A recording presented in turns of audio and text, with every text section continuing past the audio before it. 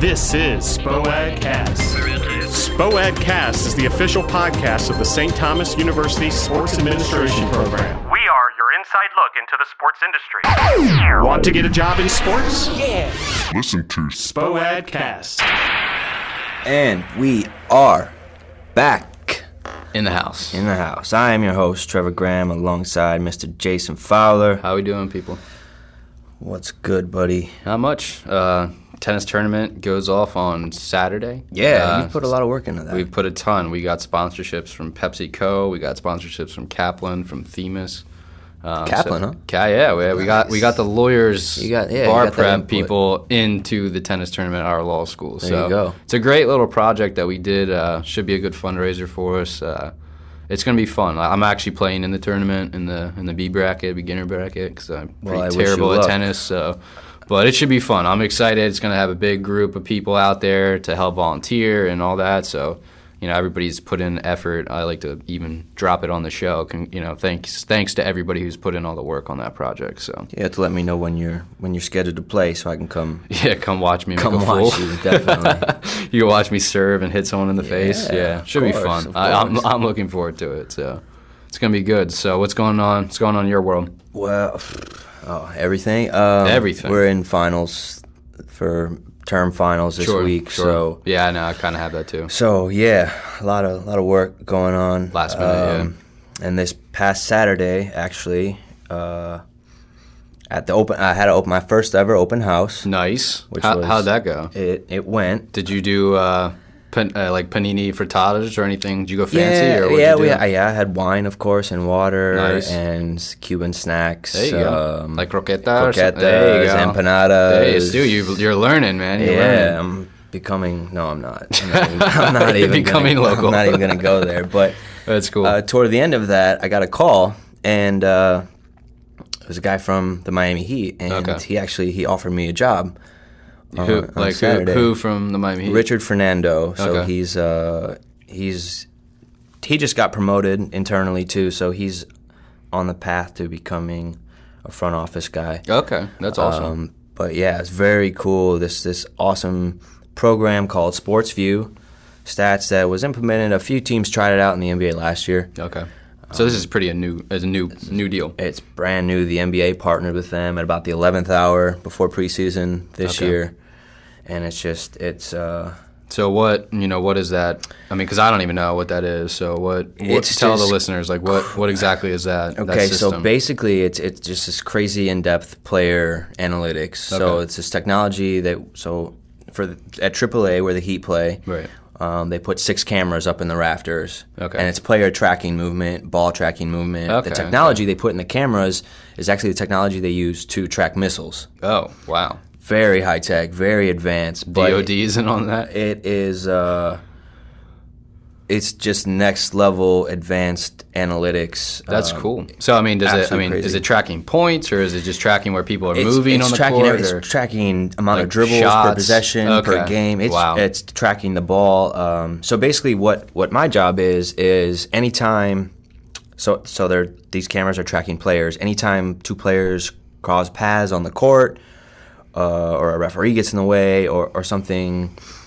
I'm sitting on a laptop, and it'll shoot me a query, and it'll pretty much ask me, who is this? Okay. When they cross paths, the camera's going to get confused. So they get confused, okay. And so I'm answering it. They're all automated during the game. It's hooked up with NBA.com and the in-arena setup they got there. So it needs user input at times to keep the system. Asking me, is that LeBron or is that D-Wade? Okay. And you just click on the jersey, and then it goes to the next keeps one. It going. But it is. So that tracks shots, dribble, literally everything. So we could have a whole new set of analytics within basketball, like teams that dribble, I don't know, let's just say 10,000 times a game or something. Yeah. Versus 15. That could make a difference. We could see new analytics and new crazy, kind of like we did in Moneyball with baseball. Absolutely. Maybe have a new component within basketball. Absolutely. So surprisingly, some of the statistics they gathered from last year.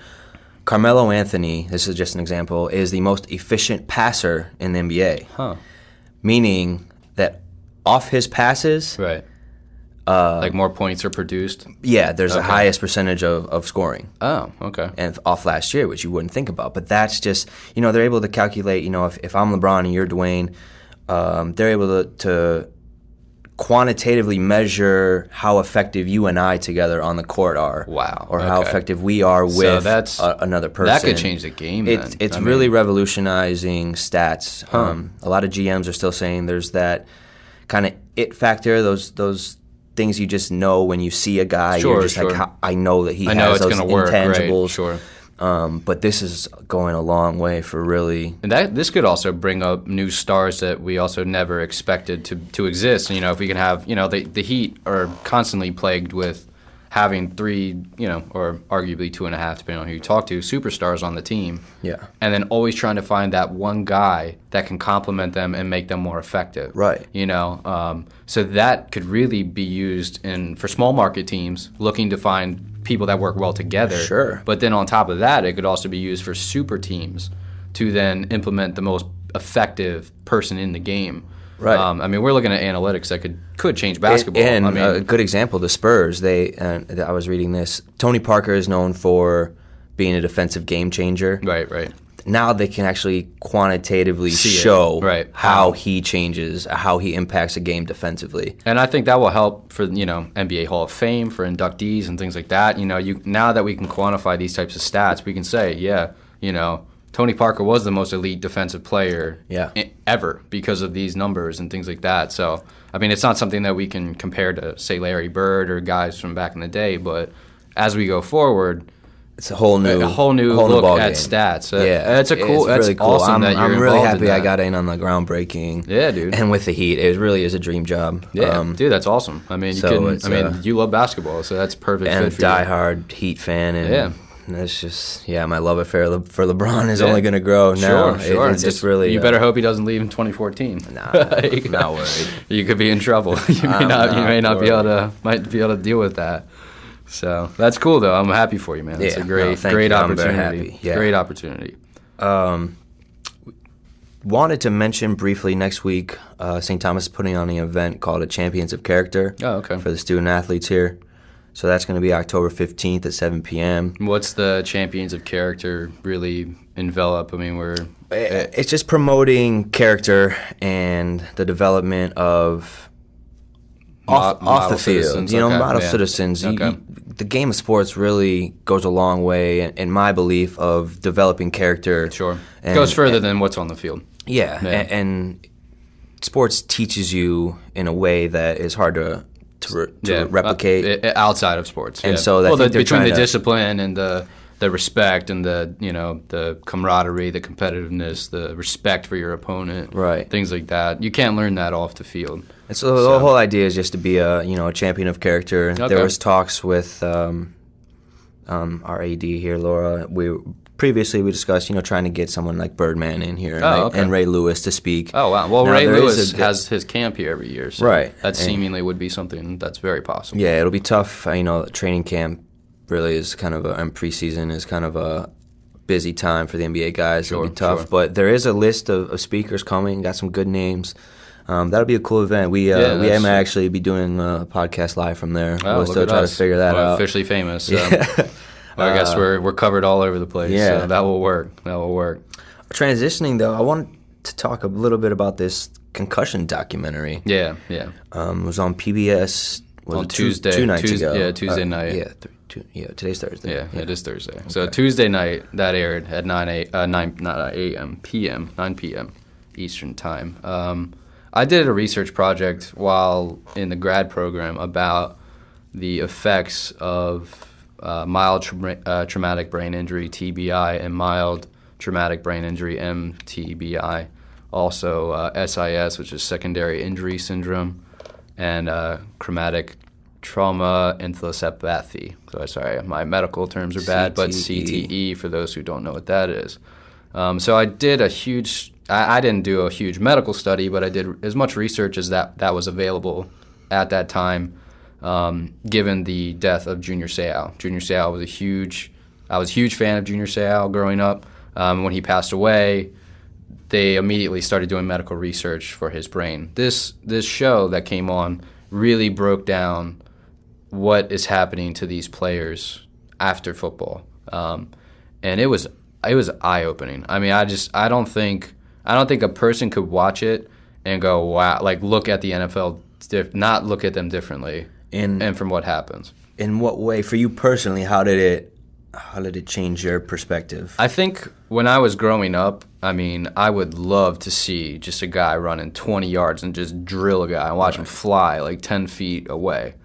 I cringe when I see that now. Like I don't know what's going on. Yeah, I don't know if it's because I'm older and that I just recognize it, or I know what's happening to these people when they get hit like that. Yeah. When they have concussions, and having concussions myself in sports, I know how painful it is, one, and how delusional you are, like in the moment, and then the after effects. They can be very long lasting. I mean, I know Sidney Crosby, he'll be a great brain to look at, because I know he had a single concussion and he was out of hockey for over a year, and everybody was like, oh, Sidney Crosby's a wimp, or he's not strong, or something like that. But the medical research does not back that up. It has nothing to do with capability of strength or anything along those lines. So how somebody's brain reacts to concussions has nothing to do with their physical demeanor whatsoever.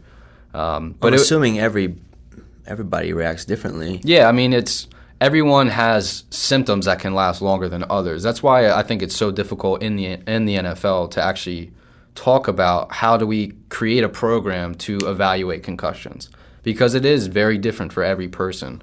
One guy can recover in a week from a concussion and have no symptoms, where a guy like Sidney Crosby couldn't watch television for 6 months after his concussion because it hurt his brain so badly to focus. He had to stay in dim lit rooms. I mean, he almost lived in a cave for 6 months because he literally could not handle the brain activity. Like, I mean, imagine being on a bright ice with stadium lights. Exactly. I mean, and he actually tried to make a comeback, and it was found that he actually suffered from SIS, second injury syndrome, and that's when you have concussions within the same time period before your brain has healed. And that actually has effects that are 4 times, at least in the medical research that they have now, 4 times as dangerous as the initial concussion. So the brain injuries that can occur during these time periods are so long-lasting and have such a bad effect if the brain doesn't have the right time to heal. So it was a crazy, crazy documentary, and I implore all of our listeners to, go on your TVs and see if you can get it through on demand. I'm sure YouTube or something. Somebody YouTube, uploaded it on there. Somebody will upload that and really give it a watch, because I think it really changes the perspective of how I view sports. Well, yeah, I need to check it out. I was really enlightened when you said this, because like I was telling you, I had my sophomore year of high school, I had 3 concussions in 1 calendar year. I got one in every sport that I played that year, where I wasn't even allowed, if I wanted to, I wasn't even allowed to play football my junior year. Right. And I didn't realize kind of the long-term effects, and I'm very aware because of what's going on with the NFL, but I'm also very concerned at what issues could come up, and I don't feel effects from them, not that I know of. Well, the thing that the show talked about, and from physicians that I have spoken to have really said, is that concussion injury really just it speeds up the process for degenerative brain issues. So problems like Alzheimer's, dementia, mental, those nasty diseases. Just diseases that take a human out of their body. Right. Turn us into vegetables. That really take someone's happiness away. I mean, I think when I got really inspired when I saw what happened to Junior Seau. Yeah. Because for a guy that was happy-go-lucky, he was inspiring on the team field. Leader, he was inspiring. He was a good guy. Like, he really was. Like, he was a good guy all around. Right. And to see a guy like that go from where he was to such a bad place where he only thought that suicide would help. Right. Really shows the how far he went on one end. So I got inspired when I heard about that to do research and to look up as much as possible and to see, what can we do? We know we have to do research. The NFL has partnered with NIH for $30 million. We talked about that earlier on in the show. And what are we going to get with that $30 million? Are we going to find new things that could help Maybe slow that process down, maybe eliminate that process through different technologies, I think that's where we need to go. But do you think this hurts the credibility of the NFL? Recently they've come out and, off the top of my head, I can't remember what they're calling it, the League of... I wish I had the term. Who's coming out and saying it? They're accusing the NFL of being this league of like a flag football league, covering up their issues, of not being honest and forthcoming with the concussion stuff. But do you think these type of documentaries do they hurt the NFL? Does it hurt the NFL's credibility by saying that we didn't know, we didn't know? I don't know. Now you do know. I think there's some credibility in the we don't know argument from the NFL's standpoint, because there wasn't a lot of research. Up until now. But now, the last 10 years. Do you think it's kind of changing now? Oh, I think now with the amount of research that's being done, we're really getting to a point where the NFL can't really say we don't know anymore. But that's not really the question. The question is, do they know, and are they not telling the players' union about it? That's the issue. So even if they know about it, that really doesn't matter. It's are they telling everything that they know to the NFL Players Association? If they're doing that, then there's nothing they can do. I mean, we're trying to make, in the current world, Roger Goodell is trying to make the NFL as safe as humanly possible. But you're trying to make one of the most dangerous sports in the world the safest game possible. I mean, we don't have to talk about all the history of football, how we've had presidents that have gone to executive orders to change the game of football to make it safer. So we have been down this road before with this sport, and it has constantly changed and evolved to fit a safer, area of play. As our players have. These players are changed. Phenomenal. They're specimens at this point. The same things happen with the NBA. Right. You have 6-7 point guards that are just physically... They're gifted. They're just incredible. Right. And now the NFL is just full of those guys. But the thing is, these players are signing up.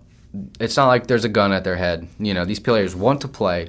They will probably do it even if the risks are high, because you know what? From where a lot of players come from, this is a better standard. It's a better way of life with football than without it. Right. So they'll take the chance on it. But from a league's perspective, they need to do everything in their power to make sure they make it as safe as they can. It doesn't mean we switch the league to flag football, but they have to make it as safe as possible and put the research in to invest in the health and the safety of their retired players, so you can avoid things like Junior Seau and kind of escape from those issues. So yeah, it should be interesting with that. And hopefully everybody gets a chance to see that documentary, and maybe be enlightened a little bit about concussions, and maybe it'll change your opinion on sports and where we need to go as a scientific community to help solve those problems. So definitely sticking with the NFL. I know we've talked about this previously, but the Washington Redskins name change. There's recent news with that. Yep. If you want to enlighten. Well, I mean, I guess we'll start a little further back. The President of the United States, as we all know, Barack Obama, made a comment during the federal shutdown about the name, and he said that if he owned the Washington Redskins, he'd change the name. That started a huge... It reopened all the wounds, because it seemed like it was kind of going away from the news. When your president touches on it in the middle of this... whatever's going on up in Washington right now, when he's mentioning this, even thinking about this during this time, it's a big deal. It's important. So yesterday, Daniel Snyder, who's the owner of the team, sent out a letter to all the fans, to the league office, about why he believes that it is important to look at people that are offended by the name, which he did admit that we should at least hear the argument. He very much reiterated the Roger Goodell altering, that Roger Goodell went from we support the NFL, and he basically came back and said the same thing. Dan Snyder came back and said almost the same thing. He said, well, if we should listen to these opinions, people that are coming out and saying the name is offensive. But at the same time, he said that, and then went on the opposite and said, but I don't find it offensive. And he's like, he in the letter he used a few different people that were in different tribes around the country, and he showed polls in the letter and things like that, saying that most people in America don't find it offensive, and then there was a poll at a reservation said that it wasn't an offensive name and things like that. But to me that's irrelevant. What are we looking Yeah, for? A 51 to 49, and then he'll change it. If 10% of the people find it offensive, let's do something about it. I mean, my thing is this. I mean, when we're talking about this population, I got very upset about it because I'm a fan. I'm seemingly one of the few fans that believes a name change is due. Mm-hmm. And when they were talking about that news story, to me we're talking about a group that's so small that I don't believe Native Americans make up 5% of the country. I honestly believe it's less than that. It's one of the smallest minorities in the country. And just to quote a poll of a bunch of people around the country that say they don't care, it's not very credible. But it has nothing to do with them. You know what I mean? I mean that's like asking a panel of men what they believe for women reproductive rights. Like, most of them are going to be like, well, doesn't really have much to do with me, so I'll vote however I would like to, and it's not going to affect anything. So it really doesn't draw anything for me in terms of support in that respect from polls. Bottom line is there's just a money issue. It is a money issue. What's keeping him from changing it? It's because they've got $200 million built up in this brand, this identity. I think so. I mean, I think it's one of the oldest. It's one of the oldest teams in the league. So I think that's a huge piece of it. You got a really old team and things like that, and I just don't think they want to change it, but we'll see. It's going to be an ongoing. It seemingly is never going to end, and I feel like the only way they'll get it is if they move elsewhere, and then that wouldn't be cool. If they move to D.C., like outside of Maryland into D.C., they'll somehow finagle it that way, but we'll see. We'll see. Interesting stuff. So we wanted to take a moment to talk about you getting your job. Yeah, definitely. It's kind of a little change of pace. Some heartfelt things. Yeah, it really is. It really is a dream job for me. My goal within sports is to become a GM. Right. And the fact that the GM kind of, I'm already in with it on that path with the Heat and have connections to the GM of the Heat and was given a recommendation. There's certain times where, and I think there's certain people we come across in life that kind of will always have like a piece of your heart, and for me, Dr. Bell is, I'm forever indebted to her. And it's a testament to her. Her reputation around here is that elite and within the sports world, that her recommendation is enough for the GM of world championship NBA teams to just say okay. Yeah. I think I just wanted to kind of I've thanked her a few different times, and I think this platform is appropriate to thank her. There's certain people that really kind of touch you in a certain way, and she's definitely one of those women, and I'll always have a special spot in my heart for her. For sure. I mean, I think Dr. Bell has done a great job at this school and outside of this school. I think she's done an amazing job networking. I mean, they run the baseball Winter Classic job fair, and she has plugged even current students that we're in with now into major organizations. I know one of our good friends is about to get a job with the Arizona Diamondbacks. Yeah, he got a great foot in the door. Yeah. And these type of connections, for Dr. Bell, it's giving you a life. You know what I mean? It can put you on the track that you want to be, and it's a dream come true. Yeah, I mean, I think that's awesome. I mean, I think that's a really great bit. I mean, me for myself, I'm kind of in the same boat as you. I'm eternally grateful for somebody different than Dr. Bell at this point, but it's my girlfriend actually, Tammy May. Last week, I went with her dad. We were supposed to go and talk to a rabbi to convert. For myself, I was going to convert because I'm actually going to be proposing to my girlfriend here tomorrow, actually. I'm nervous even talking to it right now on the radio, so I think I want to marry you. Last Friday, when we were supposed to go meet the rabbi, I called and canceled our appointment and told him that I had to go buy a ring and that's where I was going, and that I would reschedule. And he was excited, and her parents were very excited. They went with me, and introduced me to some friends of theirs, I guess, that were in the diamond community. So I got to purchase a band, and I'm excited to start my life and our journey, together. Congrats, buddy. I've never been so happy in my entire life, so I'm very excited. We're about to move to Washington, D.C., as you know. Not happy about that. And you're not happy about it, but we always have a reason to come down to South Florida and visit. Absolutely. But I just want to say for the end of the show that I love you, Tammy, very much, and hopefully you say yes.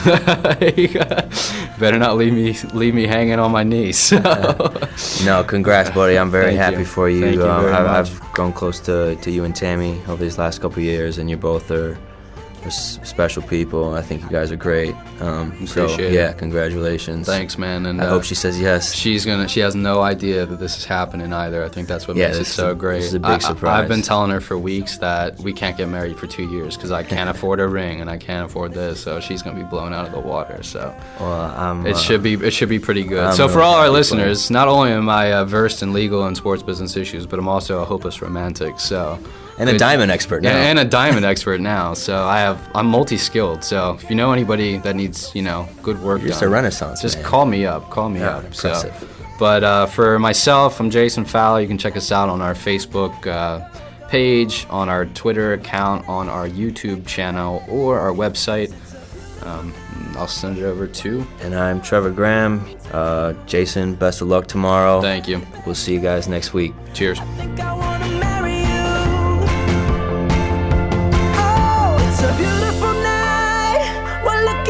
Something dumb to do. Hey baby, I think I wanna marry you. Is it the look in your eyes, or is it this dancing juice? Who cares, baby? I think I